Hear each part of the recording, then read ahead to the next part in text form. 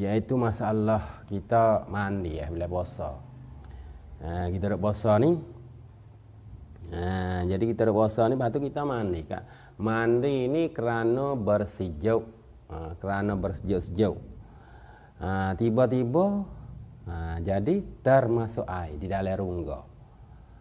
Termasuk air di dalam rongga.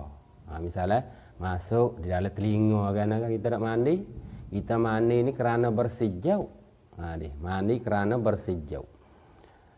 Tiba-tiba kita mandi tu airnya masuk dalam telinga. Termasuk air di dalam telinga. Jadi kalau kita tengok situ, kita mandi ni mana ada dengan tak ada. Dengan tak ada masyru' lah mandi kerana bersejuk ni. Mandi kerana bersejuk ni.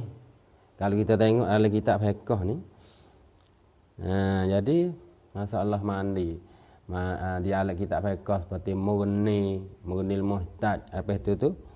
Jadi mandi kerana bersejuk ni tak masuk dia dalam kata mandi yang ditutup. Mandi yang dimasyru' pada syarak. Apabila benda tu terjadi daripada benda yang tidak ditutup pada syarak, maka ulama ditanggung di atas kata batal puasa. Jadi mana tu kita kena beringatlah. Kita kena mengingat. Ni ada dalam kitab Mughnil Muhtaj ni dia kata amma sabkuma in ghairil masyru'. Jadi ada pun jadi termasuk air. Jadi masuk air dengan pada perkara yang tidak ditutup pada syarak. Seperti katakan ja'alal ma'a fi famihi, seperti menjadikan air pada mulut ataupun pada hidung. La li gharadin, tidak kerana gharak. Au sabqi ma'i ghuslit tabarrud, ataupun masuk air. Jadi termasuk air kita mandi kerana bersejuk. Ataupun kita supaya kita komong ais maya itu kali yang keempat kita komo. Ya sungguh kalau kita mai asmaya tu ya sungguh kita komo tu 3 kali saja ya. Tapi kita nyegi lebih. Kita komo kali yang keempat. Tiba-tiba nyejelik. Nyejelik seperti kata kali yang keempat tu kita jelik. Tak kala kita hidup buat kita komo kali yang keempat tu. Padahal komo kali yang keempat tu tidak ditutup pada syarak. Ya suruh kita komo 3 kali saja ya. Ada pihak kita mai asmaya. Tapi kita nyegi buat lebih pada tu. Ataupun kita suruh air ke hidung. Suruh air ke hidung. Dengan jalan mubalaghah. Ya tak ada suruh kita mubalaghah.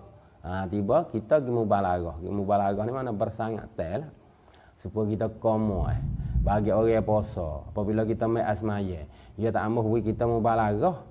Orang puasa ni. Kalau kita tak ada puasa, dia suruh kita mai asmaya tu sunat kita mubalaghah. Gapo mubalaghah? Dia biar kita komo, kita buah air masuk dalam mulut tu kita lenggak naik. Puai. Tu mana tu mubalaghah. Tu bagi orang yang tidak puasa. Apabila kita puasa, kita tak boleh mubalaghah. Kalau dah boh masuk, kita komo tu baik. Boh masuk, jelik. Jelik. Jadi telah air. Hak tu tak apa. Tak batal.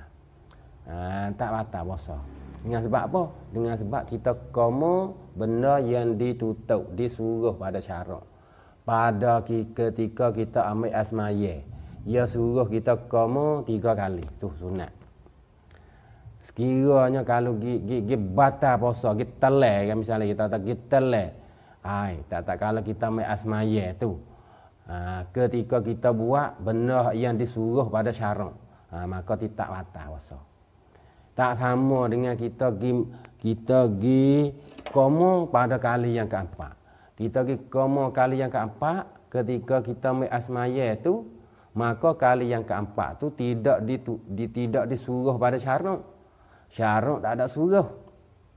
Tiba-tiba kita pergi koma juga. Apabila jelik di dalam masa kali yang keempat tu, kita telai. Maka hukumnya batal. Hukumnya batal puasa. Tu mengikut dalam kitab Mughnil Muhtaj. Yata li'annahu yata fa'innahu yafturu li'annahu ghairu ma'murim bizalika. kerana demikian kali yang keempat ataupun mandi kerana bersejuk-sejuk. Tu dia kata ghairu ma'murin bizalika, tidak disuruh dengan demikian itu. Misalnya di piye panah, kita pergi mandi, bersejuk-sejuk tu yang makan roh. Dia panah kita dah gak air, tak ada apalah kita duduk itu. Dia puasa ni jangan kita sobat dah. Ni bawa kita kering tekak ke apa kita kena air tekak ni boh air masuk dalam mulut begitu. Ya hukumnya makruh. Ya nak kita duduk itu puasa ni nak kita otun kita duduk gitulah.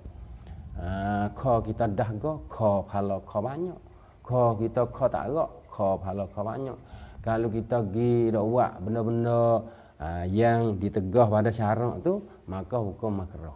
Sekira kalau kita jadi tertelai masuk air benda ataupun masuk suatu di alir rungga dengan kita dak mengerja barang yang tidak ditutup pada syarak maka hukumnya batal puasa.